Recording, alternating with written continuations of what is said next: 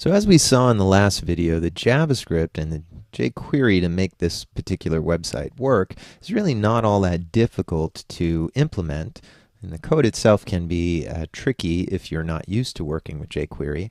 But even if you're an absolute beginner, just by plugging in the scroll to and the jQuery nav, you can set up exactly what we have here for you. And all you got to do is to remember to have one class called current on the first list item and then the individual sections. Now, if we were to preview this, as I'm going to just show you right now, you'll see that it's pretty basically structured, but look, it actually still works. See that? It's pretty fun. So, with that information, how do we get that ugly thing to look like this? Well, obviously, as you more than likely well know, it's just a matter of looking at the CSS. So that's what I want to do in this particular video, is talk to you a little bit about how the CSS works. So by implementing the CSS, in other words, I removed the simple little HTML comment that was there. Remember, leave this one, the if less than IE 9 comment. That's for the shiv to work.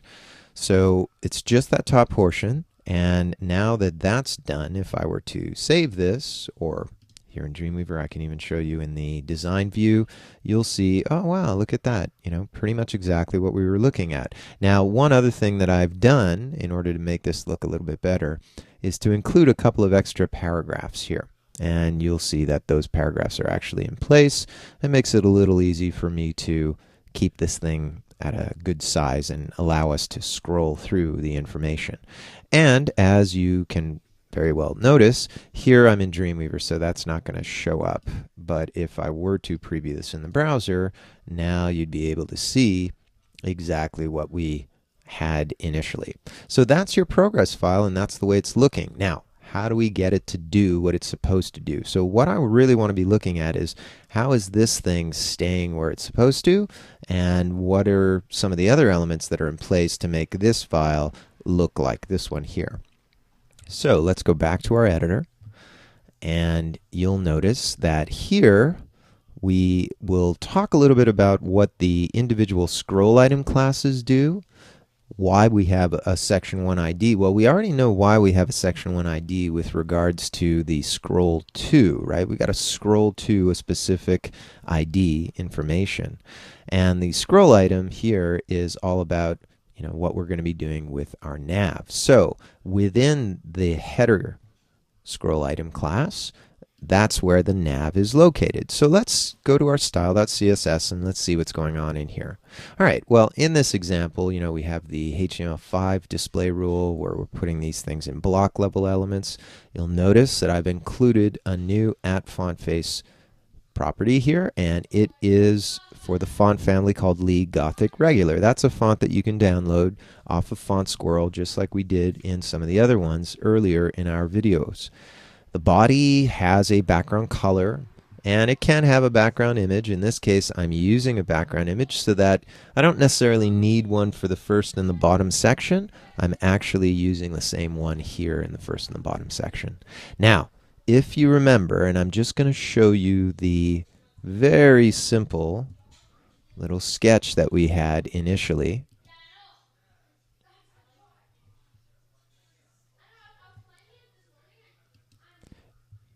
Now, if you remember, here's our scroll item. Now, to give you a better idea of what it is, as you can see here, it says container holding the articles, right? But if you remember, I'm just going to jump to our Finder again, and in the archive, here was that information. So remember the little thing that I just drew out for you very quickly? There is a scroll item, and that scroll item contains an article which contains the nav and the main. Okay, great. So we don't need that open. So that scroll item, whatever it is, a header or a div, has a width set to 100%. Now you might be asking yourself, what in the world is this exclamation mark important for?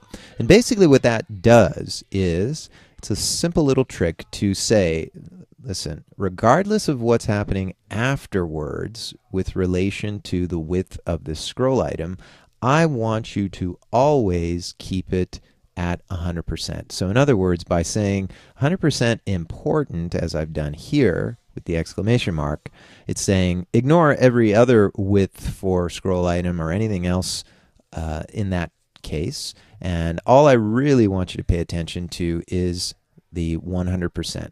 And if you remember, the reason why it's set to 100% is so that we can get those individual areas. Remember, there's scroll item and then section 1 and section 2 and all of that information. So because of this, we're making each of those individual sections 100% so that we can have a nice flexible background. And within that is the article. And here is a width of 960 and the margins, top and bottom 0, left and right auto. If you remember, that keeps this article centered. So while the scroll item is at 100%, the article is always centered. And even if you move your browser window, you'll always see the article area moving with you. Now the main area, which is this area right here, that area is set to display inline. It's floating on the right, excuse me, and it's got a specific width. It also has a little bit of padding, and this padding is top, right, bottom, left, and the top is just set to 30 so that it's got a little bit of space up on top as well. Now the background color is set here also. Now this is a really interesting one that I want to point out to you. There is a class called mod, and what does that actually mean? Well, let me show you. If I go through each one of these elements, you'll see that the articles all share that class called mod. Now, why is that? What is mod doing? Well, here is the simple idea. For each of these sections, and let me go back to our little sketch again. For each of these sections to appear as they do, one on top of each other, it's kind of like we had to do with the float at the bottom of our last example. And if you remember working with CSS layouts, right, one trick to get your floated elements to always have something underneath it, like a footer, for example, is to have these elements over here clear the one that's on top of it. Now, this is something that we can do by using some new CSS. So as you can see here, the mod class actually has this little pseudo element here that says after. Now what does that do? What does that mean? And basically what it does is it floats or it inserts a floated element after the article. What do you mean by that? Well, check it out. After every element that has mod, content is another way of indicating that we want to insert something. Ah, the beauty of CSS3. And what are we inserting? Just a little dot. That's it. Okay, what does this dot do? It's going to be displayed as a block level element so that things cannot be next to it. It's always going to push things underneath it. It's going to have a height of 0. We're not going to see it. The visibility is going to be hidden, again, just in case. But here's the most important thing. Clear both. And what does that do? That says that it will always be underneath the elements that precede us. So since dot mod is applied to the article, after every article, a dot is created. That is a block level element. The height is 0. It's hidden.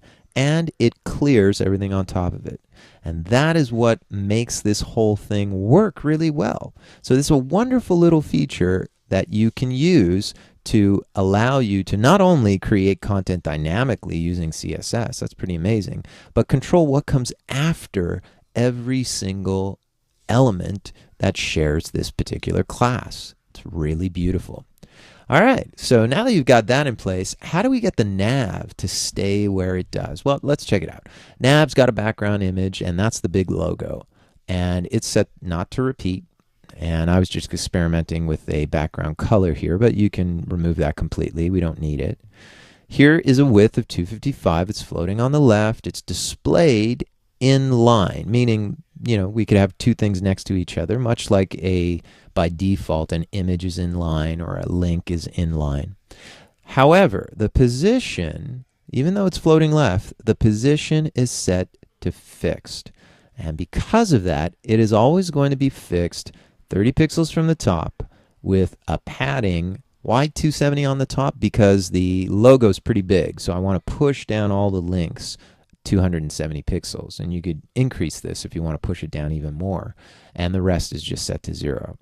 So that's what keeps the nav in position. Keep it fixed, even though it's floating on the left and the main elements are floating on the right over here. So that keeps them next to each other and keeps everything else in place. So while we're scrolling through these, everything else stays in place. Now the rest of the information is just simple list item information, links, and again, if you are unfamiliar with CSS and CSS3, it's all Greek to you, but it's assumed that most of the people who are looking at this video will understand these basic concepts. And if you remember at the very beginning, I pointed you to places to go if this doesn't make sense to you.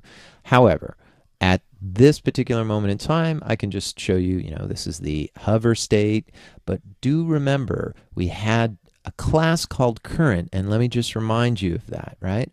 Current is the class that makes this link orange, and then thanks to the jQuery that we have over here, jQuery nav, right?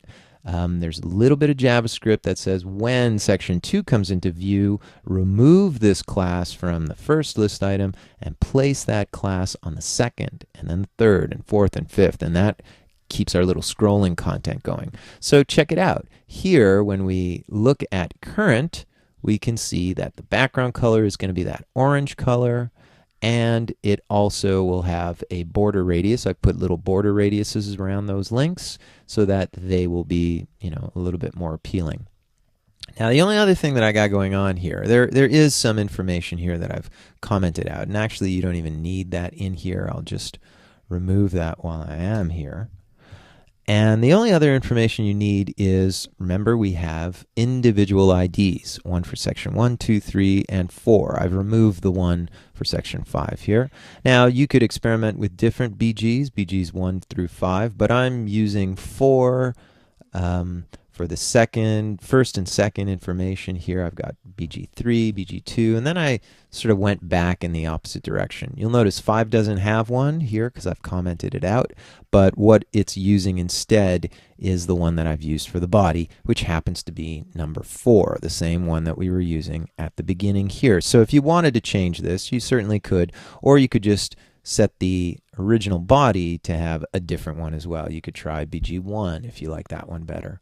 The only other thing that I've got going on here is inside of our main classes, there are information for paragraphs, and you'll see font size of 19 is rather generous, but again, I wanted things to be a little bit bigger so that when we use the scrolling effect, it actually looks really good, because if it's short, the scrolling effect doesn't really make very much sense. Also, you can see my H1s in League Gothic are set to 62 points. That's pretty big, but that's fine for us.